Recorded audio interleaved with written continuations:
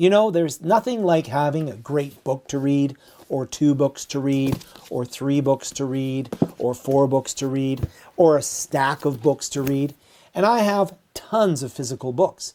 But for a lot of times when I'm commuting or moving around, I'll want to read on an electronic device. So I have a Kindle, which I use to read all the Kindle books that I've bought over the years. And I have a Kobo, which has Kobo books, but it also allows me to connect up to my local library and sign out books, and it allows me to read different types of publications that aren't locked into the Kindle ecosystem. The challenge is I have to carry both of these around with me if I want to read Kindle and Kobo books. I could use my iPad in order to read Kindle and Kobo books, but the problem with the iPad is as soon as I open it up to start doing anything, besides the fact that it's kind of large, is that I'll get distracted. There's a lot of applications on there that can distract you. You start watching videos or whatever the case may be. Well, that's why in this video, I'd like to introduce you to a very interesting device, the Bigme B7 e-ink reader or tablet. I use it as a reader, and I'm going to talk about the tablet features as well, but this is part of a new series here on the channel called Tech Tuesdays. Every Tuesday, I'm going to go through and talk about a different piece of technology that's useful for learning, teaching, and being more productive. To use technology with intention. And this week, we're going to take a look at the Bigme B7 tablet. Bigme sent me this unit in order to review it, and I'm very glad that they did because it's fast become one of my favorite devices to have for reading. With the Bigme, it's a Bigme B7 Color. It's the 8GB with 120 gigabytes of storage, but there's something special about that. We'll talk about that in a moment. It comes with a nice cover, so they have a nice cover to protect it. The cover also has a room in the clasp for a pen. I'll show you that as well. And it has a cutout for the USB charging cable, so I can charge it while it's still in the case. And it is USB Type-C charger. Now, the unit itself, I'll just open up the box here. So I'll put that to the side. We'll open up the box here. So the unit itself is a 7-inch display. It's a color e-ink display. And a color e-ink display is perfect for reading and charts and diagrams, but it's not going to be used for watching videos, which is great. That means that this is an intentional device that won't distract me. Comes with a charging cable, of course. In this case here, it comes with USB to USB-C. So I have the charging cable. If I don't have one, I now have one. So I can use this to charge the device. It comes with instructions, of course. There's a QR code you can scan to get some information about the device itself. It comes with a little box that has a couple of important little tools in here. We'll open this up. It has a tool in order to pull the tip off the stylus, and it has a tool in order to open up the card slot so I can put in a micro SD card or a SIM card. So I can actually connect this up independently to a network with a SIM card if I'm roaming, or I can use it to put additional storage in the same slot. And then it comes with a stylus. So we have a stylus for note-taking. It has a very nice feel on the surface of the tablet. It's a nice little stylus, and you can change the tip out, and there it is. Now, the device itself is running Android 14 operating system. This means that I can go to the Google Play Store and I can install any apps that I'd like to install. You have to do so with a bit of purpose, of course. You wouldn't want to install an app that was very graphics heavy. For example, if you had an app that played videos or a video game app, that's not really going to look great on this screen, so it's not appropriate. But library apps and note-taking apps and your favorite study apps can all be put onto this device, which is very useful. Has USB charging, and it does have a speaker. Even has a built-in camera, so I can scan things and do artificial intelligence analysis of those scans, so I can do transcription and such. So it has a lot of built-in features that way as well. There's the power button here at the top. So you can see here, when I boot it up, I did the setup, so I just skipped ahead here, but I can set up orientation, set up my network, set up my password, set up a passcode, and then this is the interface that I'll have. So I'll have the Android 14 operating system.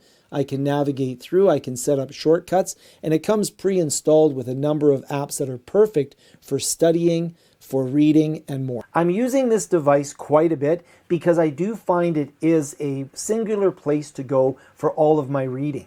I have my Kobo app on here, my Kindle app. I have Libby installed so I can check out books from my local library. I have different PDF readers that I can get from the Google Play Store. It even has Audible on here. So I installed Audible and I can listen to my audiobook library. It has a speaker on the device itself, but you can hook it up with Bluetooth to a set of headphones. So it's great for listening to books as well. And at first it was a little bit weird for me because I'm not as familiar with the Android operating system, but I connected it up to my network. I put a passcode on it. All of that was good. One of the things that I noticed that was a little bit unusual for me is that it was a little bit slower than a typical tablet, like an iPad. And I thought, oh, but then I realized that's actually a huge benefit.